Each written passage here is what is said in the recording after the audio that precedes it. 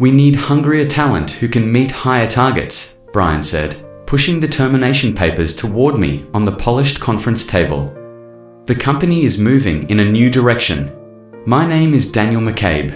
I'm 48, and for 9 years I was the senior account executive at Triana Corp in Kansas City, Missouri. I had spent nearly a decade building a client portfolio that accounted for almost 45% of the company's revenue. No shortcuts. Just long days, constant travel, and relationships built on trust. I smiled, thanked him for the opportunity, and walked out without a word. Brian Ellsworth had arrived 6 months earlier as the new vice president of sales, brought in by the CEO to reinvigorate the team. He wore custom suits, spoke in tired motivational phrases, and had never once joined me on a client call.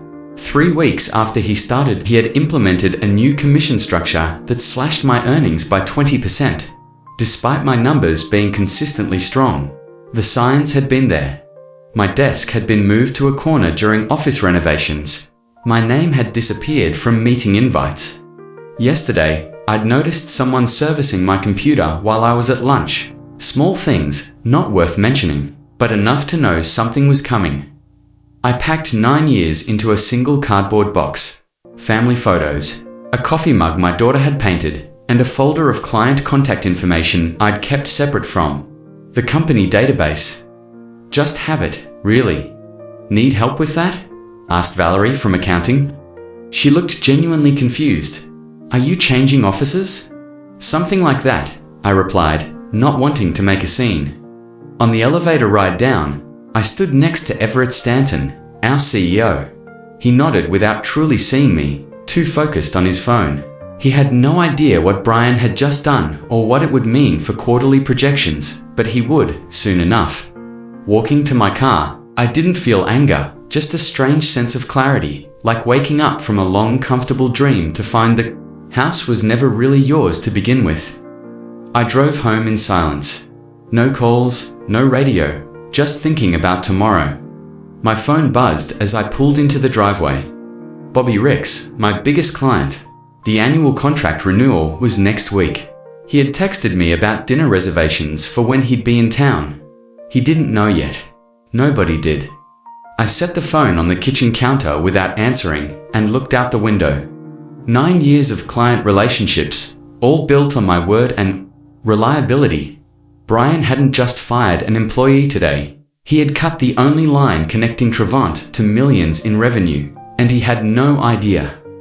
I joined Trevant when it was still called Midwestern Financial Services, before the rebranding and the fancy downtown office. Everett hired me himself, straight from a competitor where I'd been hitting targets but getting passed over for promotion. I want someone who knows this market, he'd said, someone clients trust. For 7 years, he was right to trust me. I built our client base from regional businesses to national accounts. I extended our contracts from 1 year to 3 and 5 year terms. I brought in Lockhart Manufacturing when they left our biggest competitor. I added the Henderson Group. When nobody thought we had a chance, my wife, Tiffany, used to joke that I was married to my clients. Thursday night dinner with the Johnsons again. She'd ask, already knowing the answer. The kids grew used to me missing ball games and recitals. Dad's working became their normal. I promised it would be worth it someday. 3 promotions, 2 office expansions, and 1 recession later, Trevant had grown from a $3 million operation to a $30 million enterprise, with my accounts responsible for about $12 million of that. Not that anyone had calculated the exact percentage until Brian arrived. The first red flag appeared during a quarterly review meeting 3 months after Brian took over sales. Your client acquisition rate has flatlined, he said, pointing to a chart that showed I had only added 2 new accounts that quarter. Because I'm focused on expanding existing relationships, I explained. The Lockhart contract just doubled. The future is in new business, Brian insisted. We need hunters, not farmers. A week later, my executive assistant, Julia, was reassigned. The following month, my travel requests required additional approval. My expense reports came back with questions. Small things, death by 1,000 cuts. I started hearing whispers about fresh talent being interviewed, young MBAs with aggressive pitches and no industry experience. Brian called them disruptors. Last month, he hired Alicia Winters, 29, from a tech startup. During her first week, she was assigned to join me on a call with Bobby Ricks. No explanation, no proper introduction, just showing her the ropes. Bobby noticed. After the call, he texted me, "Who's the new girl? Are you training your replacement?" I laughed it off. Just expanding the team, but driving home that night, I felt something shift in my gut. The kind of certainty that comes from years of reading boardrooms and client faces. Something wasn't right. I should have trusted that feeling sooner. I placed my cardboard box on the kitchen counter and poured myself to fingers of bourbon. The house was empty. Tiffany was at her sister's place in Denver for the week, helping with a new baby, probably for the best. I needed the quiet. I pulled out my personal phone and scrolled through my contacts. 9 years of relationships, over 200 clients, vendors, and industry connections. People who trusted me to handle their business. People who had signed with Trevant because of me, not our corporate marketing or flashy downtown office. My work phone, now sitting disabled in the box, contained only the official correspondence. The dinner invitations, the golf outings, the personal cell numbers of CEOs and decision makers, those were all here on my personal device. Information I had accumulated by being someone people wanted to work with. I sipped my drink and felt a strange calm settle over me. No panic, no desperation about mortgage payments or health insurance, just a clear understanding of what had happened and what would happen next. The bourbon burned going down. 9 years of 60-hour weeks, of missed family dinners and little league games. 9 years of building something I thought was mine, only to discover it wasn't. I opened my laptop and pulled up my employment contract. The non-compete clause was there, but it was limited in scope. 1 year, and only applicable if I left voluntarily. Being terminated changed things. There was no legal barrier to taking my clients elsewhere. My phone buzzed. Bobby again. Dinner. Reservation confirmed for Thursday. Looking forward to discussing the renewal. I stared at the message for a long time. Bobby Hendris represented $1.9 million in annual business for Trevant. His company, Lockhart Manufacturing, had been with me for 6 years. Before that, 3 years at my previous firm, almost a decade of trust. And he wasn't alone. The Henderson Group, Westfield Properties, Carlton Industries together, they accounted for another $1.5 million. All of them had contract renewals coming up in the next 30 days. All of them dealt exclusively through me. I set my glass down and made a decision. I wouldn't call anyone tonight, wouldn't send angry emails or make threats. I'd sleep on it, wake up clear-headed, and then make exactly 3 phone calls. Not to vent or complain, just to inform my closest clients that I was no longer with Trevant, effective immediately. The rest would happen on its own. I took the family photos from my box. My daughter's graduation, my son's wedding, the trip to Yellowstone we almost cancelled because of a client emergency. I had missed too much already. Tomorrow, I'd start making different choices. I finished my bourbon and went upstairs to sleep in an empty house. For the first time in years, I didn't set an alarm. No early flights, no quarterly projections to review before dawn. Just the calm certainty that Brian Ellsworth had made a catastrophic mistake. And I didn't need to do anything but step aside and let it unfold. I made my 3 calls the next morning. No dramatics, just the facts. Bobby, I'm no longer with Trevant as of yesterday. Wanted you to hear it from me directly. His response was immediate. What happened? Who's handling our account now? Brian Ellsworth will probably reach out. Or maybe Alicia Winters. A long pause. The girl from the meeting. She doesn't know our business. That's all I can tell you. The rest is your decision. I had similar conversations with James Henderson and Peter Carlton. No suggestions, no recruitment pitch, just information delivered with the same reliability they had come to expect from me. By noon, my personal phone was buzzing constantly. Other clients had heard. The industry was small that way. At 1 p.m., Everett Stanton called. I let it go to voicemail. Daniel, this is Everett. We need to talk about your transition. Several clients are expressing concerns. Please call me back immediately. I didn't. Instead, I drove downtown to meet with Lawrence Finch, an attorney who specialized in employment law. I had helped his son-in-law secure financing for a restaurant 3 years ago. He owed me a favor. They can't stop you from working, Lawrence confirmed after reviewing my termination papers, but they'll try to scare your clients from following you. Prepare for that. By 3 p.m., Trevant's legal department had emailed a reminder about confidentiality obligations. By 5 p.m., Brian had texted, let's discuss your exit package. There might be room for consulting work. Too late. My phone buzzed again at 5:45 p.m. Bobby, just got off a call with your CEO and that VP who fired you. They promised continuity. Said Alicia would handle everything personally. Then they offered a 10% discount on renewal. What did you tell them? I asked. That I'd think about it. I said nothing. Bobby continued. I've sent notice terminating our contract, citing change in relationship management. Henderson and Carlton did the same. Still, I said nothing. Daniel, where are you landing? Because wherever it is, that's where our business is going. That night, 3 more companies from my portfolio sent termination notices to Trevant. By morning, the total was 8, representing over $3.2 million in contracts.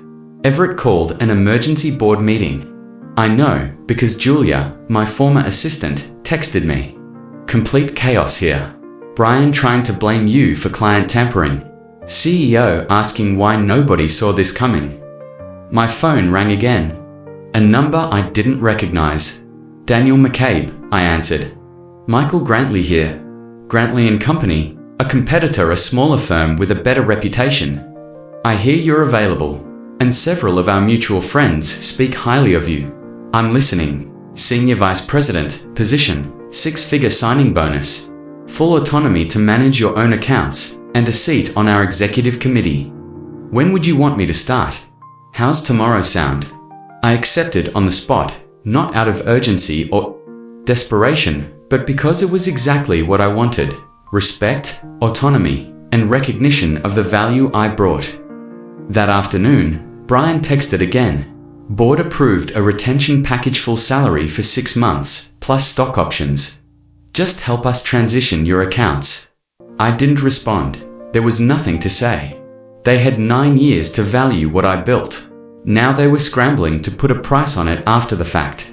Too little, far too late. 1 week into my new role at Grantley & Company, Julia called me from a personal number. You need to know what happened, she said. It wasn't just Brian wanting his own people. I sat in my new corner office, larger than the one at Trevant, and listened as 9 years of history reshuffled into a clearer picture. They were planning to sell the firm, Julia explained. Veritas Capital made an offer 2 months ago, but with conditions. They wanted to bring in their own account managers for the major clients, integrate them with their existing portfolio companies. The pieces clicked into place. Brian hadn't been hired to grow sales. He had been brought in to transition accounts away from me, making them company assets rather than relationships tied to a single executive. My termination wasn't about performance. It was preparation for acquisition. How do you know this? I asked. I'm still assigned to the executive suite. I see the documents, hear the conversations.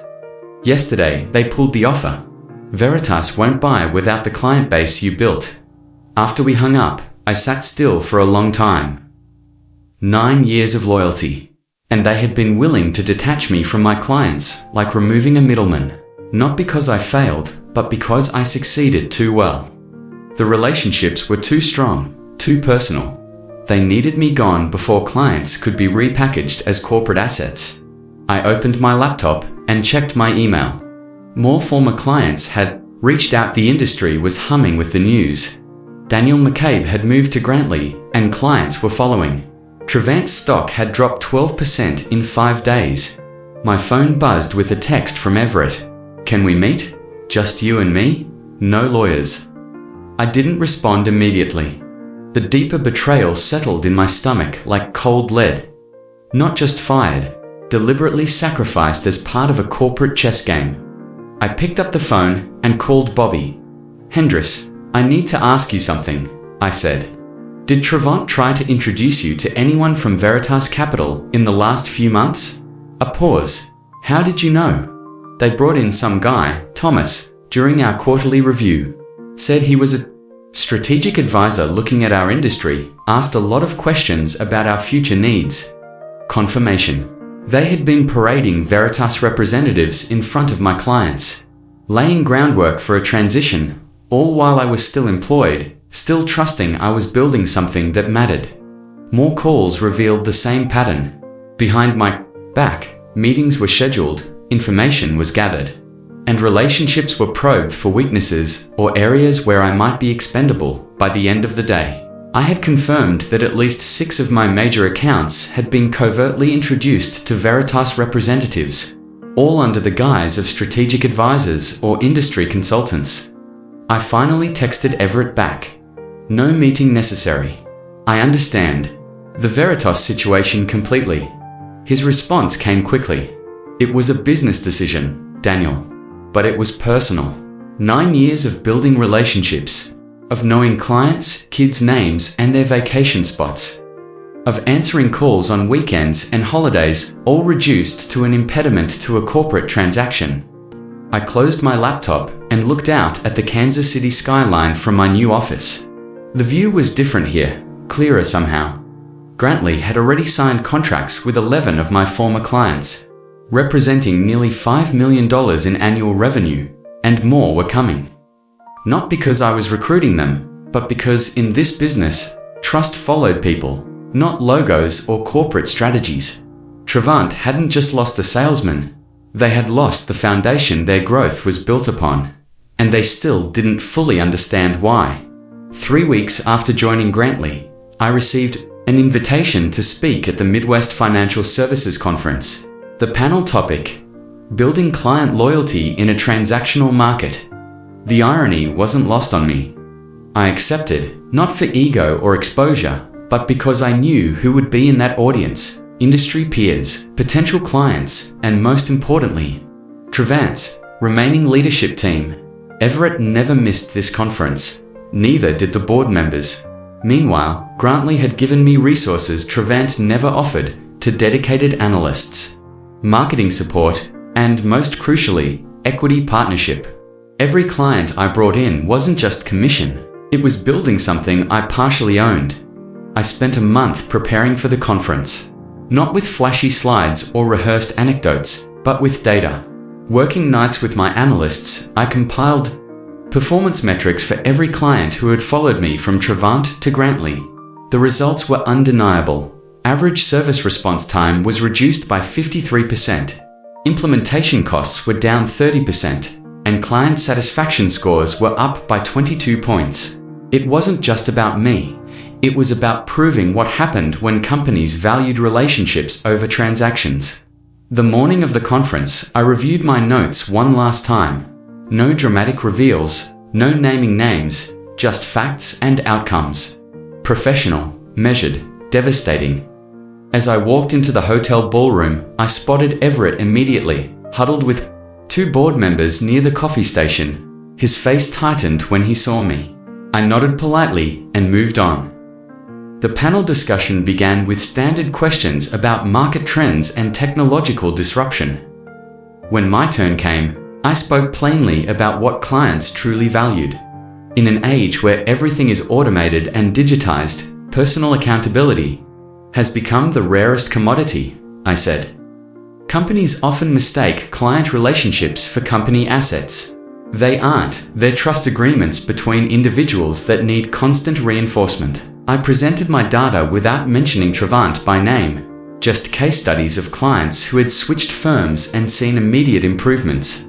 The lesson isn't about retention packages or contractual obligations, I concluded.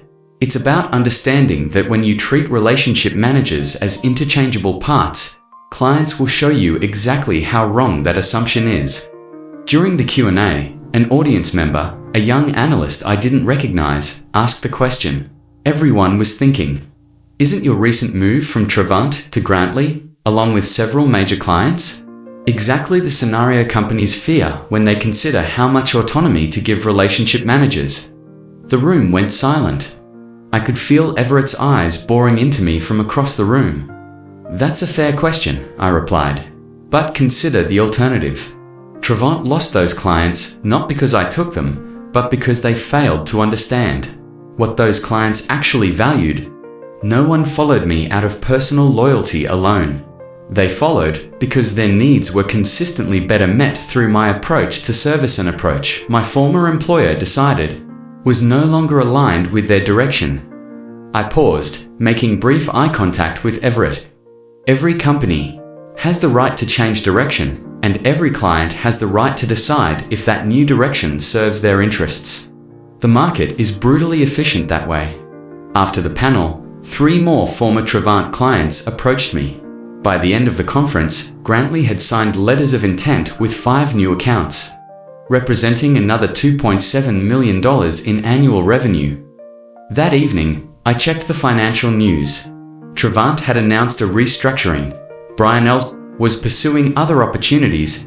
The Veritas acquisition was officially dead. Their stock had fallen another 8%. I closed my laptop without a trace of satisfaction or triumph. Just the quiet certainty that comes from being proven right in the most definitive way possible by the market itself. The lesson had been delivered. Whether they would learn from it was no longer my concern. 6 months after my termination, I stood in Grantley's largest conference room, surrounded by my team and the company's leadership. On the screen behind me, a single slide displayed our quarterly results: $8.4 million in new business, 70% from former Trevant clients. Michael Grantley himself raised a glass to the best acquisition we've ever made, and we didn't even have to buy a company to get it. Polite laughter rippled through the room. I smiled, but didn't join in. This wasn't about celebration for me. It was about validation. My phone buzzed with a news alert. Trevant Corp announces CEO transition. Everett Stanton steps down amid continued revenue challenges. I slipped the phone back into my pocket without showing anyone. Some victories don't need an audience. Later, that afternoon, I received an email from Alicia Winters, the young woman Brian had tried to position as my replacement. I've been let go, along with most of the sales team. Any chance Grantley is hiring? I forwarded it to HR with a note. Worth interviewing, not her fault. What happened? As I was leaving the office, my assistant handed me an envelope that had been couriered over. Inside was a handwritten note from Everett Stanton. You were right. I put transaction above relationship. Cost the company everything. If you're ever willing to have coffee, I'd appreciate the chance to apologize in person. I folded the note and placed it in my jacket pocket. Maybe someday, not yet. That evening, driving home, I passed Trevant's building. The sign was being removed from the facade. The local business journal had reported they were downsizing to a smaller office in the suburbs. I didn't slow down, didn't take a photo, just drove on. Eyes forward toward the life I was building on my own terms. 1 year to the day after, Brian had slid those termination papers across the conference table. I signed the final documents, making me a full partner at Grantley Company. The firm had grown 34% since my arrival. My client portfolio now represented nearly $20 million in annual revenue. I closed the manila folder containing the partnership agreement and looked out my office window at the Kansas City skyline. The same buildings, the same city, but everything else had changed. Tiffany entered with 2 cups of coffee. Signed and official. I nodded, signed and official. She sat across from me, studying my face. You don't look as happy as I expected. Just thinking about Trevant, I said, shaking my head. About what I'm building here. About doing it right this time. That morning, I had approved hiring 3 new account managers, all with the same profit-sharing structure I had negotiated for myself. No one would build something here only to have it taken away. That was my first act as partner. My phone buzzed. Bobby, Heard about the partnership? Congratulations. Knew you'd land on your feet, thanks to clients like you. No, he corrected. Thanks to you being who you are, we just followed the value. After we hung up, I picked up the frame Tiffany had given me last Christmas. A simple quote on parchment paper. The best revenge is massive success. I placed it back on the credenza face down. That chapter was closed. I took out my calendar and booked lunch with Everett Stantonot to gloat. Not to rehash the past, but because sometimes the final step in moving forward is releasing the weight of what happened before. I shut down my computer, picked up my keys, and walked out to meet Tiffany. We had tickets to our son's band performance, something I wouldn't have made time for in my previous life. Some losses clear the way for better victories. Some fires burn away what needs to go. I had never been more certain of that than I was today.